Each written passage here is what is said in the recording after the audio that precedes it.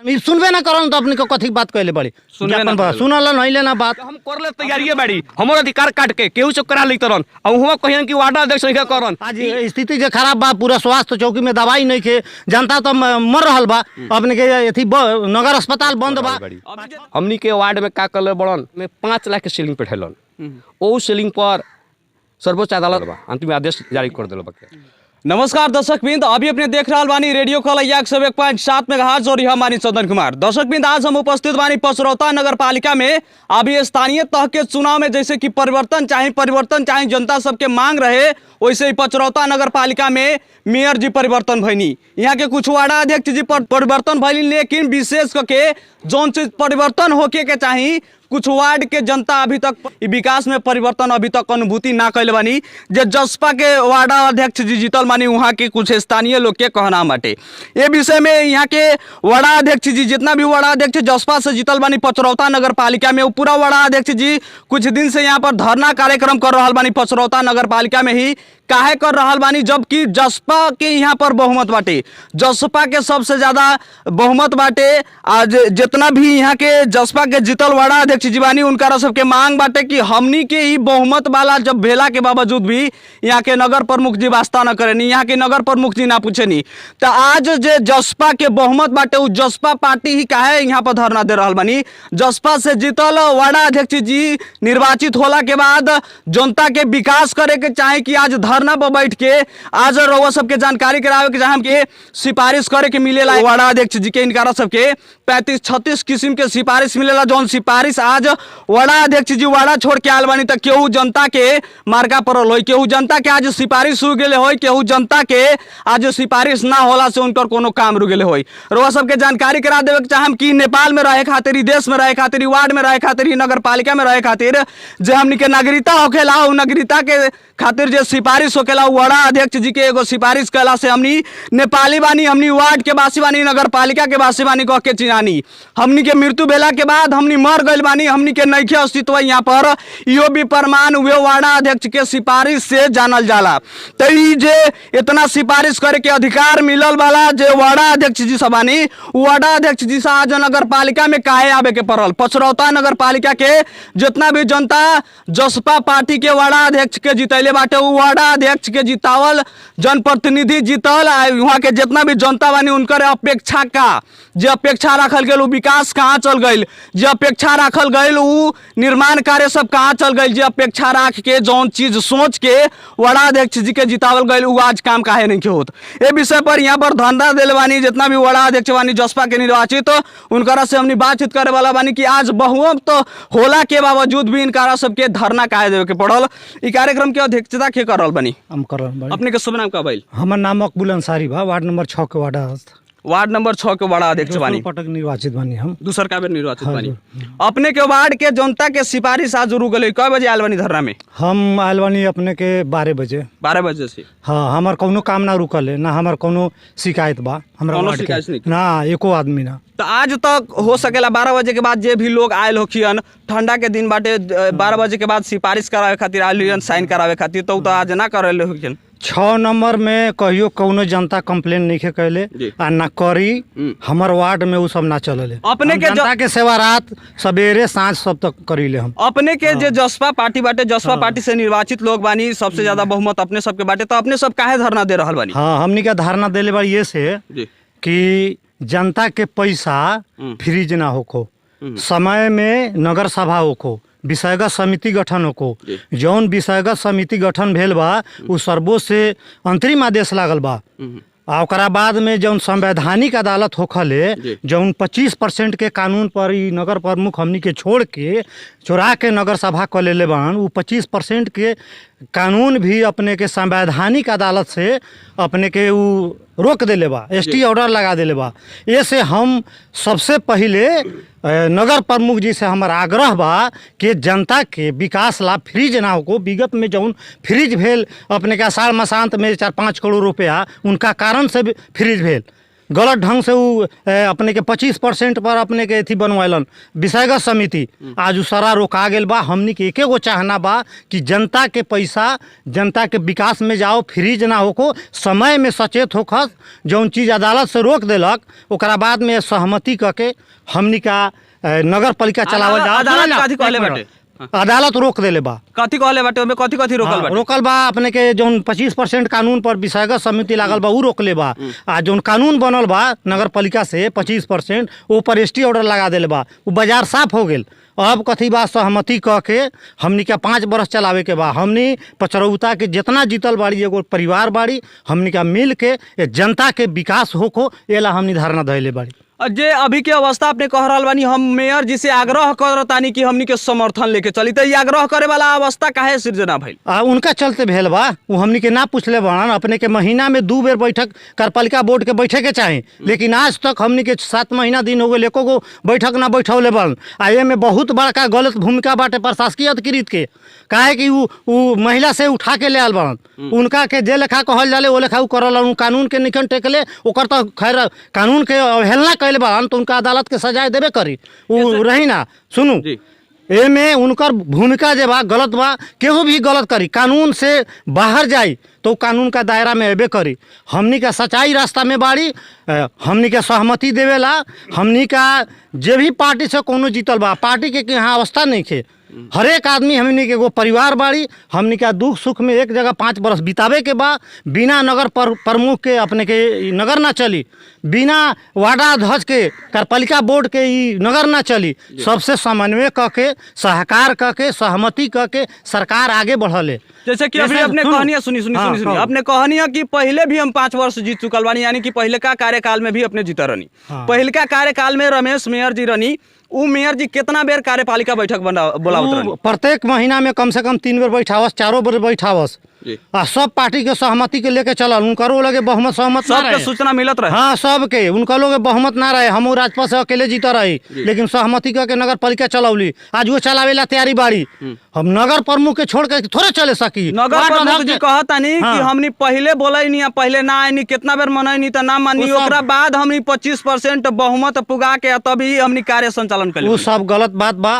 वो झूठ बोलल। हमरा सामने अभी बोलवाऊ, कई बेर हमरा के बोलवले बा। उनका से हम बात भी कैले बाड़ी। कई बेर हम कहली कि अपने सहमति करके चलू, जो ना मानी तो जाई, लेकिन नगर पालिका चले के पड़ल हूँ। जनता के विकास ना होई तो नगर पालिका तो आजो चलता 25% वाला बहुमत नहीं के चलत। कहाँ चलत ना? अपने के वार्ड में कितना गल बाटे सेलिंग? सेलिंग हमरा वार्ड में 10 लाख गेल। हमनी ना ओकर पेठाबे ना कैली। काहे पेठाब? हम 10 लाख काहे ले हम ऊपर इससे पहले कितना मिलल रहे? हमनी के 50 लाख से 1 करोड़ तक बजट मिलल बा हमनी का रमेश का पाला में। तो मजबूरी में देले रहनी कि बहुमत अपने सब के रहे? सहमत ना, सहमति के आधार पर। सहमति के आधार पर? हाँ, मजबूरी में ना देले रहनी कि करो बहुमत ना रहे। मजबूरी कथी के बा? हम अच्छा काम करियन तो हमनी के समर्थन में बाड़ी। कोनो चीज अच्छा निर्माण करत, स्कूल विद्यालय बनावत, शिक्षा के विकास करत, स्वास्थ्य के विकास करत। आज स्थिति जो खराब बा, पूरा स्वास्थ्य चौकी में दवाई नहीं के, जनता तो मर रहल बा। अपने के अथी नगर अस्पताल बंद बा 6 महीना से। अभी जे धरना दे रहल बानी एकरा खातिर यहाँ के नगर प्रमुख जी के ज्ञापन पत्र बुझेनी है? हमनी के कई बेर ज्ञापन पत्र बुझा देले बाड़ी, बात भी कह देले बाड़ी। हमनी को 2 बेर 4 बेर 5 बेर हमनी के सब बेर उनका से हमरा बात होते। ज्ञापन पत्र एको को बाटे का फोटोकॉपी बाटे, ज्ञापन पत्र के फोटोकॉपी हमनी के सीडीओ में ज्ञापन पत्र देली बाड़ी। चारों ओर ज्ञापन पत्र कितना दिन पहले दे रही? देले रही 1-2 महीना पहले। 2 महीना पहले। अभी जे अभी बैठल बानी एकरा बारे में ना देले बानी ना? एकरा बारे में सीडीओ द्वारा देले बाड़ी। हमनी का जिला प्रशासन में सुनबे ना करन तो अपने को कथी बात कहले बाड़ी? सुनल नहीं लेना बात। अपने प्रयास कैले बानी, अपने सब प्रयास कैले। आज भी प्रयास बा, कहियो प्रयास बा। हमनी अच्छा रास्ता में चलेला तैयार बाड़ी। चोर के बाटो में हमनी ना जाए। चोर के बाटो से करे के बात करस। हमनी के धरना करे के काम बा। तो अपने सब जनता के मार्का में पहुंचा के धरना कार्यक्रम अब होई। जनता के मार्के नहीं के? कहाँ जनता के मार्का बा? जब हमेशा यहाँ पर आए तो सुनो, जनता के मार्के नहीं के, जनता का व्यवस्था ला हमनी के बैठल बाड़ी। हाँ, जे ई सुधा रास्ता से चलस आ नगर पालिका चलो, जनता के विकास ना रोको, फ्रीज हो जाई तो केकरा घर में हुआ जाई? फ्रीज के मतलब अपने जनहीं जारी नगर पालिका के फ्रीज हो जाए, आवे वाला दिन में जनता के पैसा कट जाई। जी बिल्कुल। अपने जैसे कहा तानी कि ई मेयर साहब जी ना सुने नहीं, तो अभियो भी ना सुनत तो अपने सब का करे? हमनी के ये आंदोलन में बैठल बाड़ी, अपन कार्यक्रम तय करम। हमनी के जो लोकतांत्रिक प्रक्रिया होखले वो ढंग से जनता में जाए, आम सभा करम, कौन सभा करम, ये सब करम, कथी करम। धन्यवाद। और भी यहाँ पर वार्ड अध्यक्ष जी बानी, अपने के शुभ नाम का भाई? हमार नाम मनोज कुमार यादव। अपने के का समस्या बाटे वार्ड में? हमारा वार्ड में अभी तक ले अस्पताल में जी। पैरासीटामोल तहाद नहीं के। यहाँ के स्वास्थ्य शाखा के प्रमुख जे बड़न नवल यादव जी, उनका के हम दिनों फोन कर रहा बड़ी कि डॉक्टर साहब अपने 75 नगरपालिका के स्वास्थ्य शाखा के संजोग होला के नाता से अपने दवा पेठावल जाओ जी। वो कहलन कि अभी दबे नहीं के किनायल, दबे नहीं के किनायल, दवा किनाई तो पेठा दे मध्यक जी। हमारा वार्ड में अनमी रलक है जी, उनको काट के हटा दिल बा। हम रोज़ उनका के कई तरीके कम अनमी भी पेठा दिया। महिला लोग के गर्भवती के चेक करत रहलक है कि समस्या हो रहा बा, अब पेठा देम अध्यक्ष जी, अब पेठा देम। 3 गो वार्ड में नहीं के, 3 गो वार्ड में नहीं के, खाली 3 गो वार्ड पर खींच कैला से ना हो, सब वार्ड में देवे के पड़ल। नगर अस्पताल स्टार्ट करा दिया, दिनों रिक्वेस्ट कर रहा बड़ी। हमनी के वार्ड में का कर बड़न वार्ड में 5 लाख के सीलिंग पेठेलन। वो सीलिंग पर सर्वोच्च अदालत ST ऑर्डर कर दिल बा, अंतिम आदेश जारी कर दिल बा। जो विषयगत समिति रहे ST ऑर्डर पत्र बाटे अपने जगह? जी बाटे। हाँ ओमे ST कथी कथी लिखल बाटे तनिका पढ़ के बता सकतनी? देखो, सर्वोच्च अदालत संवैधानिक इजलास सम्मानीय कानून प्रधान न्यायाधीश श्री हरि कृष्ण कार्की, माननीय न्यायाधीश श्री ईश्वर प्रसाद खतिवड़ा, माननीय न्यायाधीश डॉक्टर श्री आनंद मोहन भट्टराई, माननीय न्यायाधीश श्री अनिल कुमार सिन्हा, माननीय न्यायाधीश श्री सपना प्रधान मल्ल। अच्छा, इमें अब विषय में उत्प्रेषण परमादेश कन्हैया लाल यादव समेत निवेदक विरुद्ध पचरौता नगरपालिका कार्यालय बेनौली 12 समेत प्रत्यार्थी। अच्छा, यसमा रिट निवेदन को तर्फबाट उपस्थित विद्वान वरिष्ठ अधिवक्ता श्री शंभु प्रसाद थापा, विद्वान अधिवक्ता श्री पूर्णराज वंशी समेत गर्नु भएको बहस सुनियो। यसमा के कसो भएको हो, निवेदनको माग बमोजिमको आदेश किन जारी हुन पर्ने हो, आदेश जारी हुनु नपर्ने कानुन बमोजिमको आधार र कारण भए सो समेत, साथै सर्वोच्च अदालत संवैधानिक इजलास सञ्चालन नियमावली 2072 को नियम 19 को उपदफा 1 बमोजिम यो आदेश प्राप्त भएको मितिले बाटको म्याद 7 दिनभित्र प्रत्यार्थीहरूलाई महान्यायाधिवक्ताको कार्यालय मार्फत लिखित जवाब पेश गर्नु भनी यो आदेश र रिट निवेदनको प्रतिलिपि साथै राखी प्रत्यार्थीहरूमा का नाममा सूचना म्याद जारी गरी लिखित जवाब प्राप्त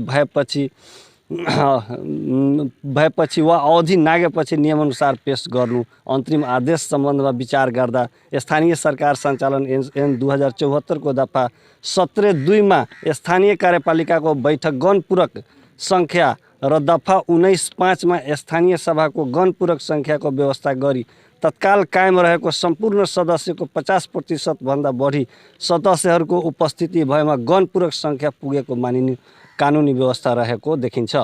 तर प्रत्यार्थी पचरौता नगरपालिकाले जारी गरेको नगरसभा सञ्चालन कार्यविधि 2075 को दफा 5(4) ले कम्तीमा 25% सदस्यहरूको उपस्थितिमा पनि नगरसभाको अधिवेशन बस्न सक्ने व्यवस्था गरेको र नगरपालिका कार्य सम्पादन नियमावली 2075 को नियम 10(6) मा 1/4 सदस्य उपस्थित भएमा नगरपालिकामा बैठक बस्न सक्ने गरी व्यवस्था भई सो व्यवस्था अनुसारको गणपूरक सङ्ख्यालाई आधार मानी नगर कार्यपालिकाको बैठक समेत बसी विभिन्न निर्णयहरू समेत गरेको पाइयो। गणपूरक सङ्ख्याको सम्बन्धमा पचरौता नगरपालिकाले जारी गरेको नगरसभा सञ्चालन कार्यविधि 2075 र नगरपालिका कार्य सम्पादन नियमावली 2075 ले गरेको उक्त व्यवस्थाहरू स्थानीय सरकार सञ्चालन ऐन 2074 को दफा 17 अनुकूल रहेको नदेखिँदा 50% भन्दा घटी सङ्ख्यालाई गणपूरक सङ्ख्या कायम गर्ने गरी प्रावधान समावेश गरिएको हदसम्म पचरौता नगरपालिकाले जारी गरेको उपरोक्त उल्लेखित कार्यविधि तथा नियमावली प्रस्तुत निवेदनको टुङ्गो नलागेसम्म कार्यान्वयन नगराउनु अर्थात् स्थानीय सरकार सञ्चालन ऐन 2074 को दफा 17 अनुकूल हुने गरी गणपूरक सङ्ख्या कायम गरी कार्य सञ्चालन गराउनु भनी प्रत्यार्थीहरूका नाममा सर्वोच्च अदालत संवैधानिक इजलास सञ्चालन नियमावली 2072 को नियम 19(4) बमोजिम अन्तरिम आदेश जारी गरिदिएको छ। प्रस्तुत आदेशको जानकारी प्रत्यार्थीहरूलाई नियमअनुसार गर्नु। ई प्रमाण के आधार मान के अपने सब आंदोलन कर रहल बनी अभी जी जी इहो प्रमाण के आधार में बाटे। यहाँ तो सबसे पहले नियम कथी बा कि सब खातिर बाटे अपने के 25% के आधार में वहाँ लोग मतलब कि हमनी के नगर पालिका के नगर प्रमुख या अपने के उ जौन हाकिम साहब हमनी के चला रहल बनन उ तो अपने के सरासर गलत बात बाटे। ई तो चुनाव जीतल बाटे 50 आदमी चुनाव जीतल बारी हमनी के 50 आदमी के हक अधिकार बाटे। फिर भी अगर कोनो नहीं के आए के चाही ताटे तो गण पूरक संख्या हमनी के 50% मानल जावले। कम से कम 50% के आधार में तो ये अथी नगर पालिका चलाए के चाही नु। अपने के वार्ड में अभी तक कुछ विकास के कार्य भइल बाटे कि अभी कोनो विकास के कार्य नहीं कुछ बाटे। कोनो कार्य अपने जैसे कि कालू गेल रहल हम अपने के बाजोपट्टी में जारना गिरल है जहाँ जरूरी बाटे मतलब कि हमनी के मुसहर टोल में वहाँ मतलब कि एकदम अभाव बाटे दलित बाटे वहाँ एकदम पीड़ित बाटे वहाँ के महिला लोग वृद्धा लोग वहाँ मतलब कि जारना गिर रही नहीं के बारे वहाँ दौरा के आवश्यकता बा वहाँ दौरा गिरे के चाही वो अवस्था में गिरे के चाही वहाँ की अथी होए के चाही लेकिन वहाँ कोनो सुनवाई नहीं। धन्यवाद। अपने सब काहे खातिर यहाँ पर बनी? हमनी के धारणा में बाड़ी। काहे खातिर धरना दे रहल बानी? हमनी के धारणा में बाड़ी। हमनी के मेयर साहब ना पूछलन ना बोलावलन चिट्ठी काट के ना भेजलन। काहेला ना पूछलन अपने सबके? काहेला ना पूछलन वो अपने मन से वो अपन काम धाम करलन। हमनी के ना पूछलन ना बोलावलन। एको बार ना पूछले बानी? ना एको बेर चिट्ठी ना कटले बाड़न ना बोलौले बाड़न। हमनी के ना पूछलन वो अपने मन से काम करलन। कथी कथी वो अपना मन से काम करले बानी? सब काम वो अपने मन से करलन। वार्ड में कितना पैसा गेल बाटे बजट कितना गेल बाटे पता बाटे? वो था नहीं के जे कितना पैसा बजट भेजले बाड़न वार्ड में ई था नहीं के ना। धन्यवाद। दर्शक मित्र हुआ सबके जानकारी करा देवे चाहे कि पचरौता नगर पालिका के नगर प्रमुख जी से भी हमनी विशेष बातचीत करे वाला बानी। यहाँ पर एगो हमनी के चाचा उपस्थित बानी उनकर सबसे बड़का समस्या लेके ही आ रही कि हमनी के नेपाल सरकार के नागरिकता है अनुसार हमनी के सिफारिश होके के चाहिए वार्ड अध्यक्ष जिनकर सिफारिश न कर देते बाटे। अपने के शुभ नाम का भेल चाचा? हमार नाम बा सत्यनारायण राय यादव। अपने के कई नंबर वार्ड में घर पड़ल? हमार 2 नंबर वार्ड में घर पड़ल श्रीनगर बैरिया टोल। अपने के वार्ड अध्यक्ष कौन बाटे? हमार वार्ड अध्यक्ष बन मनोज राय यादव। वार्ड अध्यक्ष जी लेंगे उपस्थित बानी तो तनका आ जाए इनकर समस्या समाधान करे के बाटे के। अपने के काटी काटी समस्या भइल बाटे? हमारा समस्या ये बा जे हम पहले के से उनकरा के वोट दिली वो चुनाव में तो ठीक रही। ये चुनाव में हम पहले साल से हम कही तारी हमारा बेटा के नागरिकता बनावे के बा। हमार बेटा 2+ कर ले बा। एती वैकेंसी को खुलल रहे वो में हम कई बेरा दौड़ली उ ना सही कैलन तो ऐसे हम साल 5 बेर 6 बेर हम ले गली सिफारिश में आज तक ले ना कैलन। सिफारिश में सब चीज सब जो प्रमाण रहे के चाहे उ सत्य तथ्य प्रमाण रहे। उनकर कौन प्रमाण है वो कमी बा। उ कहलन कि जे इनकरा बेटा के 2 गो जन्मदाता बा तो 2 गो जन्मदाता बा तो हमरा के उ 2 गो जन्मदाता के ठेली पेश करे के भेलक। वो ठेली में 2 गो जन्मदाता बतावे के पड़ल जे हई कारण बा 2 गो जन्मदाता बा हम ना करम। उनकर बहाना बा खाली जे 2 गो जन्मदाता बा। अपने के सामने वाला अध्यक्ष जी ठाड़ा बानी? हाँ बाड़न। आज तक ले ये नगर पालिका से हम 5 बेर 6 बेर चिट्ठी कटवा के ले गेली लेकिन कोनो सुनवाई ना करलन। यही पार्टी के सचिव बड़न पिपरपाती के तो उ सचिव कहलन जे यहाँ कागज ले जाएबा साल भर लग जाए 2 साल लग जाए एकर सुनवाई हम कुछो ना करम। धन्यवाद। अपने के जे ई अपने के समस्या अभी सुननी है इस समस्या में पूछे के चाहता नहीं ई अपने के गांव के बाड़न की ना? पहले जी हमरा गाँव का बड़न।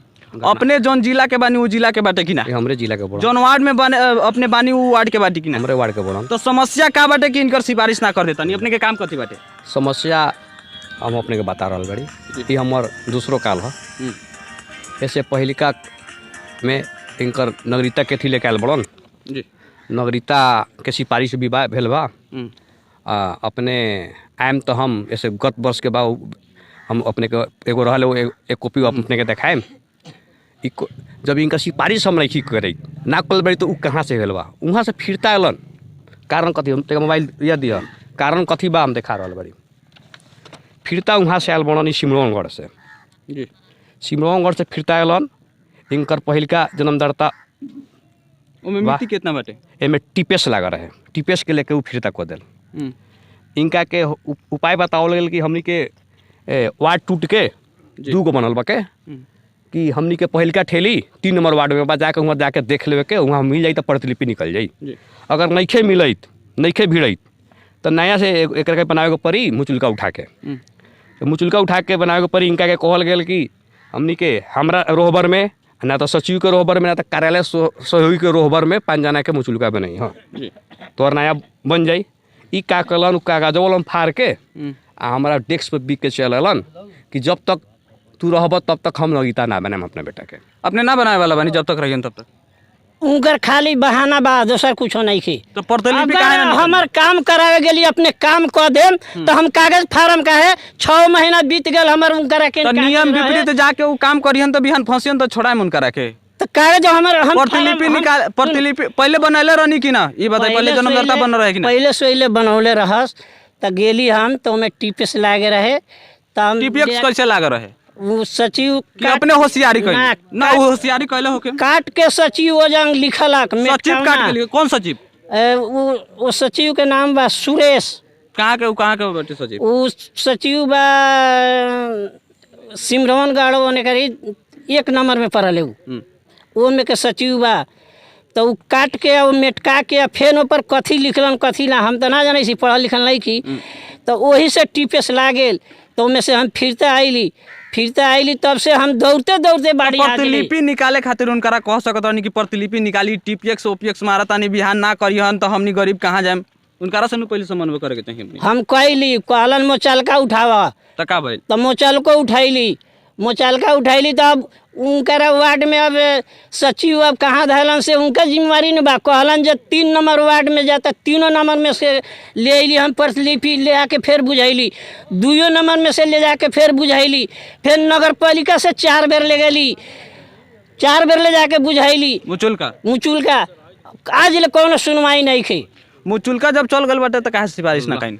ओकरो बारे में देखते रही जैसे कि गत बार इस साल के जोन चुनाव भेल हमनी के चुनाव 4 गते भेल, दूसरा महीना 4 गते 10 गते हमनी के रिजल्ट आ गए 10 गते हम फिर दोसरो पलट निर्वाचित होकर हाँ दोसरो काल में निर्वाचित होकर हमारा प्रमाण पत्र मिलला के बाद में यहाँ देखल जाओ इहवा कथी आज नगरपालिका से चिट्ठी मिलल बा 79/2/16 गते इनका दूसरका बन गए। एगो पहलका रहल रहे ओकरा के ना भिड़ा के दूसरका इनका जन्मदाता बन गए।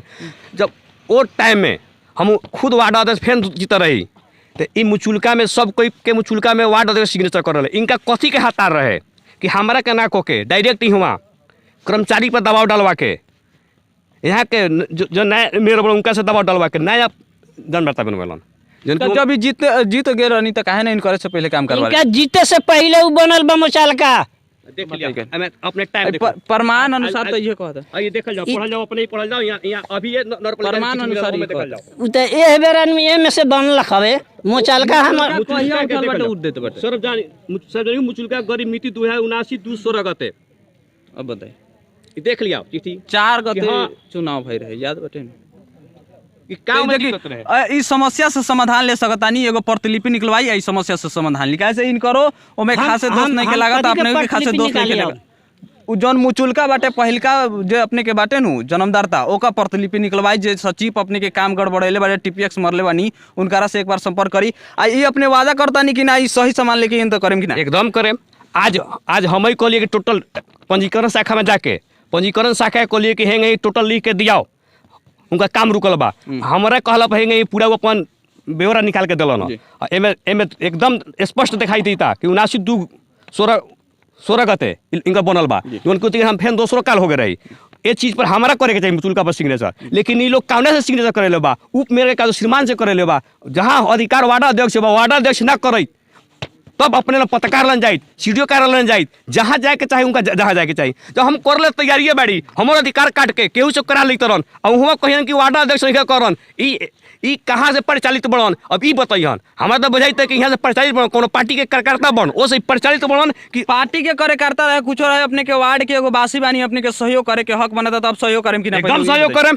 आज चिट्ठी फिर हमारे कहला से चिट्ठी बनल है हम गए रहिए पंजीकरण शाखा में पंजीकरण शाखा के बोला के पूछ लिया उनका के हम बतैलिए कि हमरा के हेंगे जैसे दिया कि इनका दूसरा का नागरिक अथी नहीं मिलत कि नया बनेले बाड़ी वही हिसाब से उनका पर लिख के दिया मुचुलका को के बनल बा के लिख के दिया हम उनकर सिफारिश करें तब हो जाई उनकर एकदम होई।